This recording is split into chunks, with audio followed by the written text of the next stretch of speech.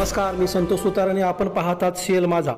चंदगड तालुक्यातील सर्वसामान्य लोकांच्या आरोग्य सेवेत गतिमानता यावी या दृष्टिकोनातून तालुक्यातील ज्येष्ठ डॉक्टरांच्या माध्यमातून 2011 साली चंदगड तालुका डायग्नोस्टिक सेंटरची स्थापना कारवे इथं करण्यात आली.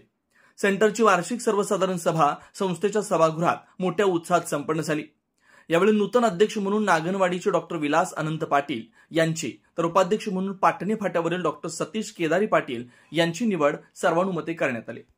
सचिवपदी हलकर्णी फाट्यावरील डॉक्टर गुंडराव पाटील तर संचालकपदी डॉक्टर शिवाजी पाटील, प्रकाश बांदिवडेकर, दयानंद बेनके, संदीप वाघराळे, गणपती पाटील, बाळासाहेब बेनके, विजय गावडे यांची निवड करण्यात आली.